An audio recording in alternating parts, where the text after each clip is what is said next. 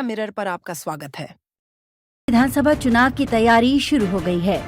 एक तरफ एनडीए और इंडिया गठबंधन के घटक दलों के नेता अलग अलग नामों से राजनीतिक यात्राएं निकाल रहे हैं। वहीं दूसरी ओर सीएम नीतीश कुमार ने भी चुनाव की तैयारी शुरू कर दी है। वो जल्द से जल्द बोर्ड निगम में रिक्त पदों को भरने की कोशिश में लगे हैं। अभी तक 20 सूत्री समिति और बाल संरक्षण आयोग के खाली पद भरे गए हैं। दोनों ही संस्थाओं में भाजपा और जेडीयू ने अपने लोगों को ही रखा है, लेकिन एनडीए के 3 घटक दल चिराग पासवान और उनके चाचा पशुपति कुमार पारस के नेतृत्व वाले लोजपा के दोनों धड़े जीतन राम मांझी की हम और उपेंद्र कुशवाहा के आरएलएम के हाथ खाली हैं। अभी और ऐसी संस्थाओं में सदस्य और अध्यक्ष की नियुक्ति होनी है। माना जा रहा है कि वहां भी यही क्रम दोहराया जाएगा। इसे एनडीए में तकरार का बीजारोपण माना जा रहा है। नीतीश कुमार लाख सफाई दें कि वो अब एनडीए छोड़ इंडिया ब्लॉक के साथ नहीं जाएंगे, लेकिन उनके पुराने अंदाज को देख किसी को भी भरोसा नहीं हो रहा है। हमसे गलती किया 2 बार, हम कभी उन लोगों को साथ किए और फिर बाद में हटा दिए। अब हम कभी इधर उधर नहीं जाएंगे। हम लोग शुरू से साथ थे। बताइए ना, मेरा रिश्ता था 1995 से, के बीच में कभी 2 बार इधर उधर हुआ, वो गलती हुई, और अब कभी इधर उधर नहीं होगा।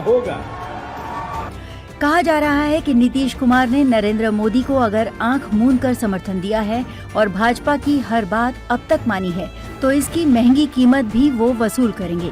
भाजपा को मजबूर होकर उनकी शर्तें माननी ही पड़ेंगी। जेडीयू की पहली मांग कि नीतीश कुमार ही बिहार में एनडीए के नेता होंगे, भाजपा ने आंख मूंद कर स्वीकार कर ली है। इसकी झलक तो उसी दिन दिख गई थी जब नरेंद्र मोदी के शपथ ग्रहण समारोह से लौटे बिहार के उप मुख्यमंत्री और तत्कालीन प्रदेश अध्यक्ष सम्राट चौधरी ने पटना पहुंचते ही घोषणा कर दी कि भाजपा नीतीश के नेतृत्व में ही चुनाव लड़ेगी। भाजपा के शीर्ष नेतृत्व ने भी इसका खंडन नहीं किया। एनडीए के सहयोगी दलों में चिराग पासवान के नेतृत्व वाली लोजपा ने 40 सीटों की दावेदारी ठोक दी है। बार्गेनिंग की स्थिति में चिराग को हर जिले में 1 यानी कुल 38 सीटें चाहिए। उन्होंने तो दबाव बनाने के लिए पहले ही 2 सीटों पर उम्मीदवार घोषित कर दिए हैं।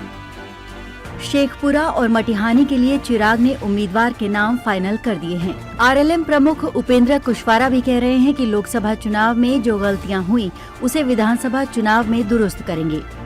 लोकसभा चुनाव में आरएलएम को 1 ही सीट मिली थी। उपेंद्र कुशवाहा खुद लड़े लेकिन हार गए।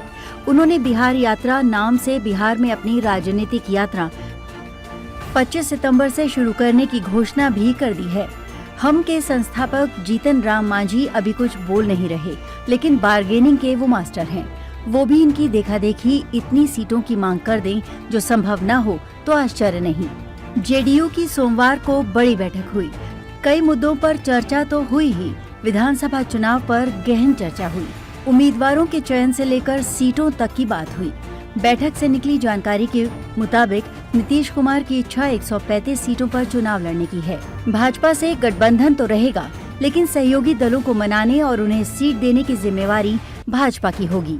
यानी 108 सीटें भाजपा को जेडीयू देगी, जिसमें उसे एनडीए के अन्य दलों के अलावा अपने लिए भी सीटें रखनी होंगी। नीतीश का ये पासा भाजपा पर भारी पड़ेगा। जेडीयू का मानना है कि पार्टी ने केंद्र में नरेंद्र मोदी सरकार को समर्थन दिया है। मंत्री बनाने से लेकर उनके विभाग बंटवारे और स्पीकर डिप्टी स्पीकर के चुनाव तक में जेडीयू ने भाजपा को खुली छूट दी। यहाँ तक कि भाजपा ने आरएलएम के उपेंद्र कुशवाहा को जेडीयू के हिस्से की सीट से राज्यसभा भेजना चाहा, तो नीतीश ने कोई एतराज नहीं किया। अब बिहार में नीतीश कुमार अपने हिसाब से चलना चाहते हैं।